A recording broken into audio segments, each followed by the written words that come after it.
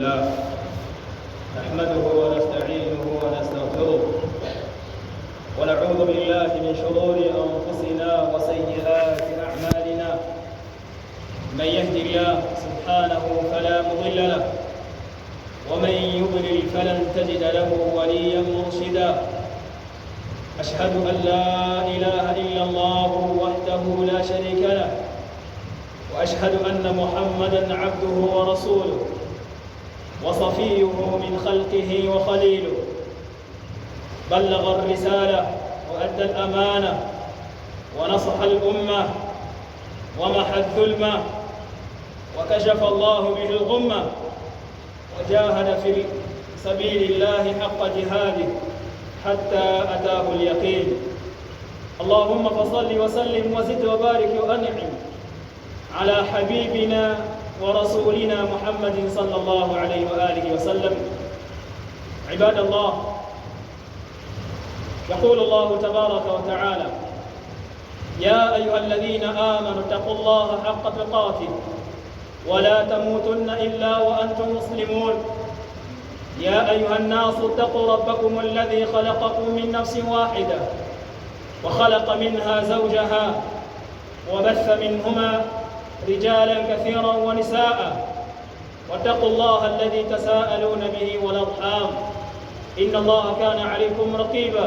وقال عز شأنه: يا أيها الذين آمنوا اتقوا الله وقولوا قولا سديدا يصلح لكم أعمالكم ويغفر لكم ذنوبكم ومن يطع الله ورسوله فقد فاز فوزا عظيما.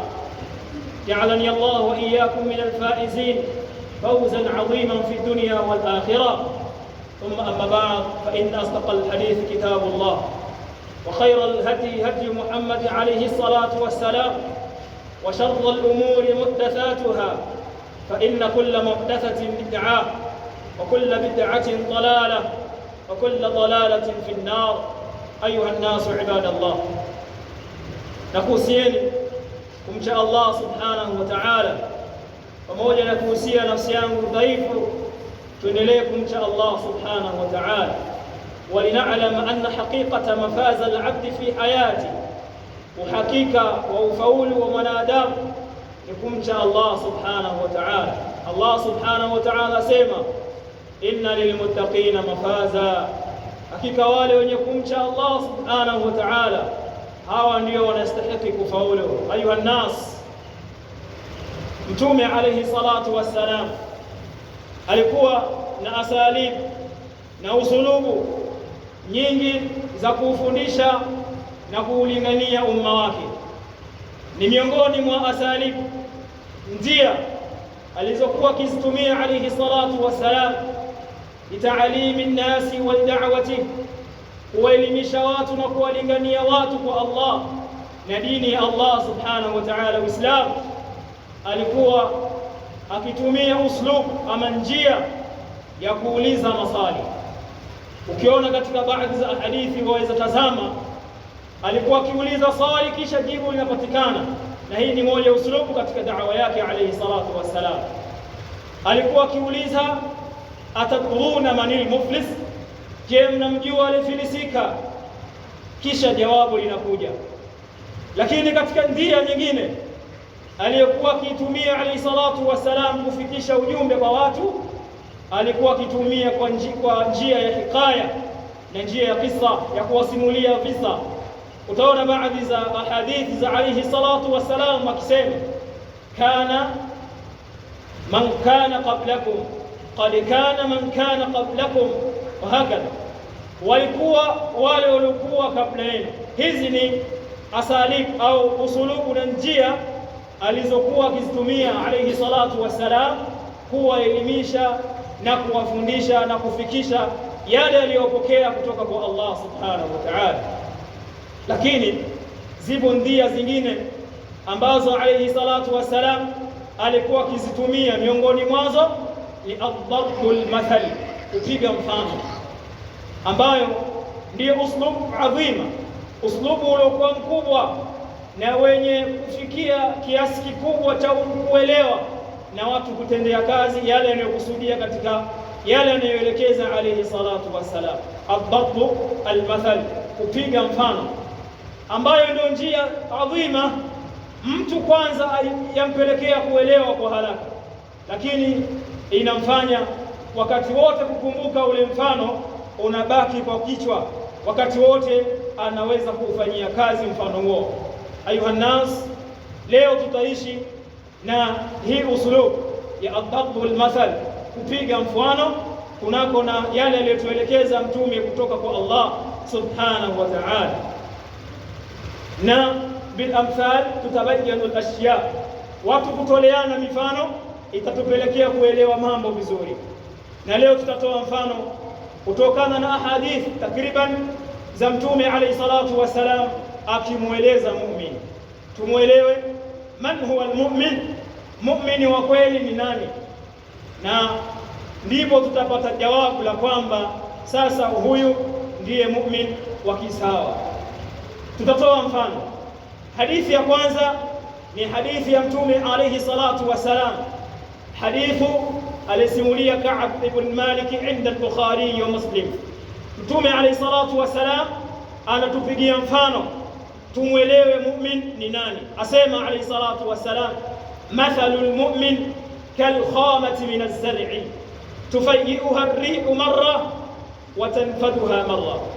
Alayhi salatu wasalam katika hadithi hii anasema alayhi salatu wasalam, mathalul mu'min kal khamati min az-zar'i, mfano wa mu'min ni mfano wa mmea mbichi ambao haujakauka. Kal khamati min az-zar'i, ni kama mfano wa mmea mbichi. Tufayyi'uha ar-rihu marra, wakati upepo ukivuma ule mmea una mili ama unafuata direction ya ule upepo. Kama upepo umepiga kwenda upande wa kulia, kadhalika ule mmea unaenda upande wa kulia, na kama upepo umepiga upande wa kwenda kushoto, kadhalika mmea unafuata direction ya upepo. Mtume alayhi salatu wasalam amepigia mfano wa mu'min ni kama mfano wa mti ambao kwamba bado ni mbichi, unapigwa na upepo unaelekea, lakini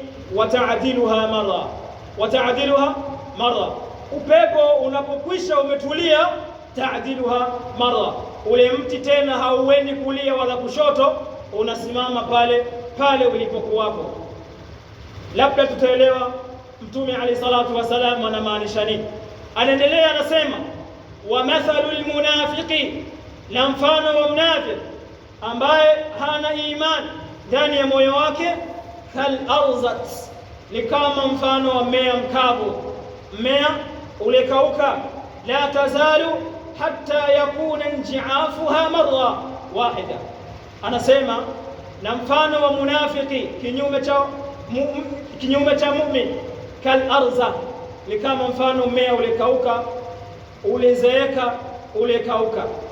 Anasema huu mmea uliokauka unapopigwa na upepo, hatta la tazalu yakuna, huu mmea utaendelea kuwa katika hali yake ya kuwa umesimama, utabakia vile vile, hatta yakuna injiafuha marratan wahida, mpaka unakuja upepo mkali, ule mmea unaondoshwa tu kwa mara moja.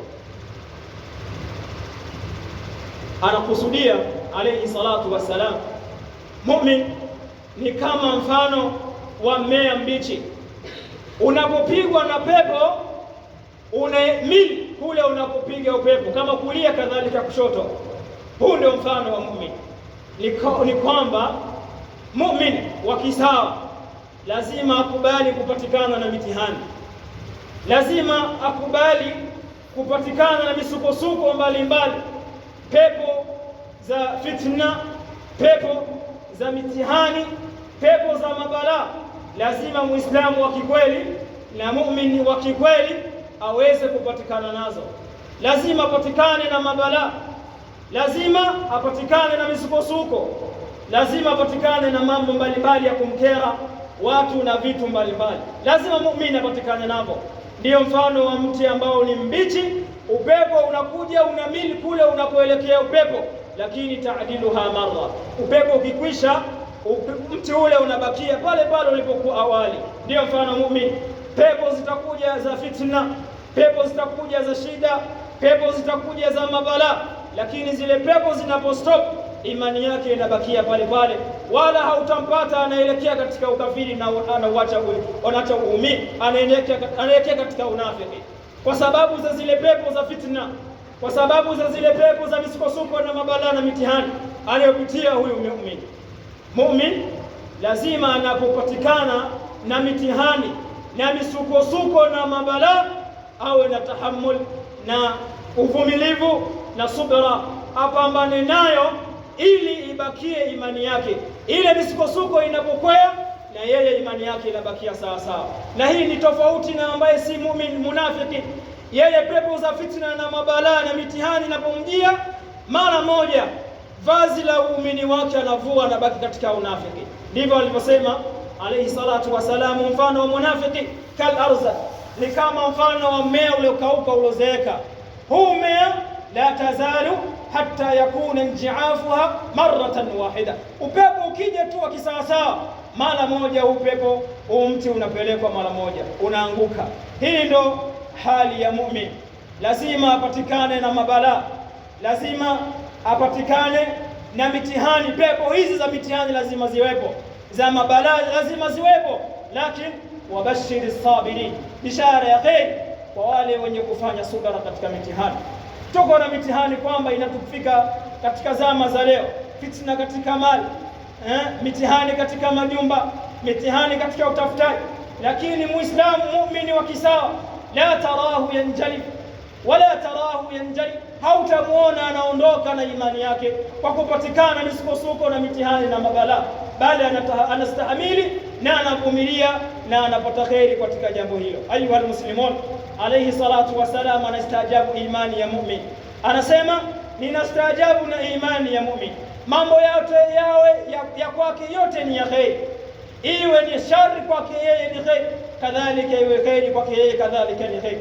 Na wewe muislamu yoyote na jambo lolote lazima upatikane katika kheri. Ayuha almuslimun, huu ndio mfano wa mwanzo wa kumwelewa muumini. Muumini mwenye kufanya subra hatapepelushwa na pepo za fitna, wala hatapepelushwa na pepo za mabala na misukosuko na mitihani inayomkuta. Thania, mfano wa pili wa muumini. Mfano wa pili wa muumini ni hadithi ya Abu Musa al-Ash'ari radiyallahu anhu, hadithi inda al-Bukhari wa Muslim. Mtume alayhi salatu wasalam anatutolea mfano mwingine wa kumuelewa muumini. Muumini ni nani? Asema mathalu almu'min alladhi yaqra'u alqur'ana, mfano wa mu'min anayesoma Qur'an. Mu'min anayesoma Qur'an kal uturujja, ni kama mfano wa uturujja. Uturujja asema alayhi salatu wasalam ta'muha tayyib, ladha yake ni tamu, wa rihuha tayyib, na harufu yake ni tamu. Wa mathalu almu'min alladhi la yaqra'u alquran, na mfano wa mu'min asiyesoma Qur'an, anasema alayhi salatu wasalam katamra, yeye ni mfano wa tende. Ta'muha tayyib, ladha yake tamu, wala riha laha, lakini haina harufu tende. Au shaipata harufu ya tende? Kalla, tende tamu lakini la riha laha, haina harufu.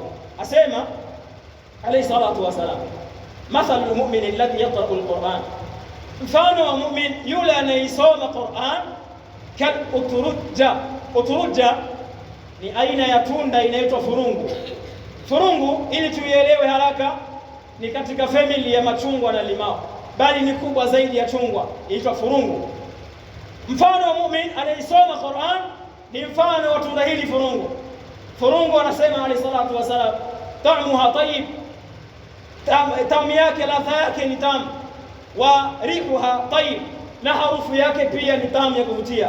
Lakini anasema muumini asiyesoma Qur'an, ambaye ana habari na Qur'an, na inapotamkwa Qur'an inaelezewa elimu nzima ya dini ya Kiislamu. Mtu hana habari na dini, hana habari na Uislamu wake kuufahamu, amebakia miaka yote yeye ni wakuja msikitini kusali, kuinama na kuondoka, Huu sio uumini wa kisawa. Uumini wa kisawa uje kwa msikiti usali na ujue kipi wakitamka ndani ya sala. Hii ni sala ambayo Allah subhanahu wa ta'ala anasema as-salatu tanha anil fahsha'i wal munkari, sala yaziwia machafu. Iweje uingie ndani ya sala usali hauijui chochote unachokitamka ndani ya sala, hauelewi, alafu upatikane kwamba uache machafu? Ndio maana leo tupo na machafu mengi, kwa sababu hatujaipa manzila kubwa ya elimu ya dini, hasa kuelewa yale tunaelewa katika ibada. Ibada zetu tusifahamu, ndivyo tuwazipeleka vile tunavyozipeleka. Wa mathalu almu'min alladhi la yaqra'u alqur'ana katamra, asiyesoma Qur'an, asiye na habari ya kusoma dini, katamra, huyu muumini kama mfano wa tende. Rihuha tayyib, na ta'muha tayyib, ladha ya tende ni tamu, atakuwa ni muumini sawa. Lakini rihuha wala riha laha, haina harufu, uumini wako hauna athari kwa watu wengine, hauna faida. Mu'min adumu na kusoma Qur'an, mu'min awe na himma ya kuifahamu dini yake. Leo tuna wimbi la watu wasiojua, lakini ndio wenye kujua katika kufutu masala. Ndio musiba tulionao. Elimu, ayuha almuslimun, alayhi salatu wasalam asema talabul ilm faridha ala kulli muslimin, kutafuta elimu ni lazima kwa kila Muislamu. Kama wewe ni Muislamu na uko katika uumini, lazima uamini ya kwamba uko na wajibu wa kusoma dini yako. Mzazi ulivyo na hima na kushughulika na mwanao ili asome afike mbali kule unapotaka baba mama, kadhalika na dini uwe na hima nayo, asome au uelewe Uislamu wake, kwa sababu zama tulizonazo zinawahitajia sana wenye ilmu na wale ambao wana maarifa, ili wauini umma kutokana na elimu zao. Aqulu ma tasma'una wastaghfirullah.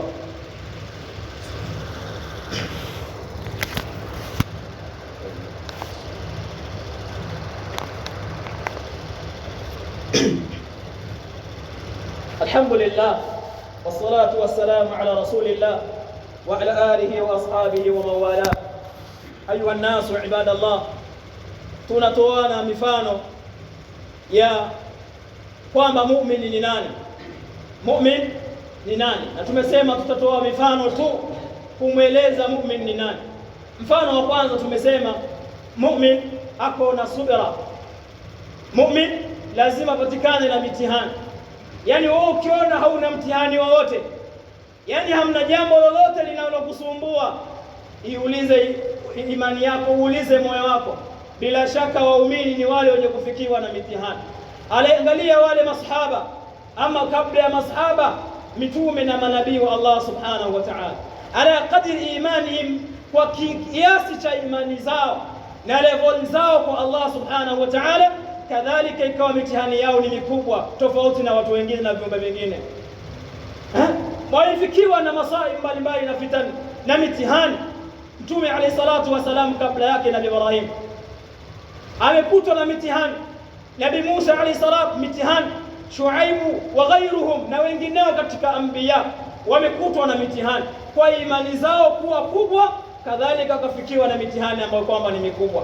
Na wewe sasa hivi ukiona hauna mtihani wowote unaokusumbua, hauna balaa lolote linalokutesa, itazame na urudi kuitazama imani yako. Mfano wa tatu tumesema, mfano wa pili, muumini anadumu na kusoma Qur'an, anadumu na kufahamu Uislamu wake. Usiwe Muislamu wa kufuata mkumbo kwamba shekhe kasema kadha, wewe wafuata kadha. Hata kama anakaa katika kiti cha namna gani kinachokoya kwa mbingu hakitui chini, wewe unamfuata, haitakiwi umfuate hata kama yuko katika level gani ya anavyotambulikana katika jamii. Soma uelewe masala dinia, wala usipeperushwe, usiwe kama bendera.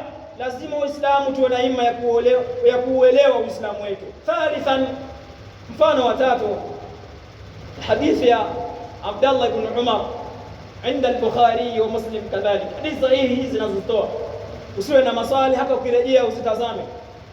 Mfano wa tatu, alayhi salatu wasalam asema mathalul mu'min, mfano wa mu'min kashajara khadra, ni kama mfano wa mti wa kijani, ni kama mfano wa mti wa kijani mbichi. Huu mti la tasqutu waraquha, majani yale majani ya mti la tasqutu, hayadondoki kwa chini. Mfano wa mu'min ni kama mfano wa mti, matawi yake hayadondoki kwa chini, pia ni mbichi. Wala tanha, yale matawi yake na majani hayadondoki. Ndiyo mfano wa mu'min. Kwa nini Mtume anamfananisha mu'min na mti huu? Hadithi hii asili yake pia katika riwaya zingine pia ni hadithi ya Ibn Umar, kwamba Mtume alayhi salatu wasalam alikuwa amekaa pamoja na masahaba kibaru, akiwemo Abubakar, Umar na wengineo, na alikuwepo huyu Ibn Umar, mtoto wa sahaba Umar bin Khattab. Mtume aliwauliza maswali, nani anitajie mti? Huo mti ni mfano wa imani ya mu'min, majani yake hayadondoki kwa chini.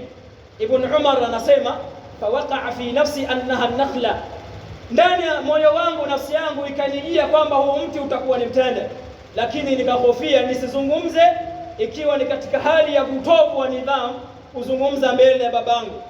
Umar yuko mbele pia na mbele ya wakubwa, na Abubakar yuko mbele. Fasakata Ibn Umar, akakaa kimya, akaacha kujibu. Masahaba wakataja miti mingi katika baadhi ya majangwani. Mtume alayhi salatu wasalamu baadaye anasema ni kama mfano, mti huo ni unaofanana na muumini wa kisawa, ni mfano wa mti wa mtende. Allah subhanahu wa ta'ala anasema katika surati Ibrahim, daraba Allahu mathalan kalimatan tayyiba kashajaratin tayyiba asluha thabitun wa far'uha fis sama tu'ti ukulaha kulla hin bi'idhni rabbiha wa yadribu Allahu al-amthala lin-nas ila akhir al-aya. Allah anamfananisha muumini na mti wa mtende. Mti wa mtende ukoje? Allah anasema mathalan kalimatan tayyiba kashajaratin tayyiba, mti mzuri, anasema asluha thabitun, mizizi ya huu mti ni thabit, imekita zaidi kwa ardhi. Yani hata uje upepo wa namna gani hauwezi ukaona ule mti ukiteteleka. Asluha thabit, mizizi yake imekita kwa ardhi.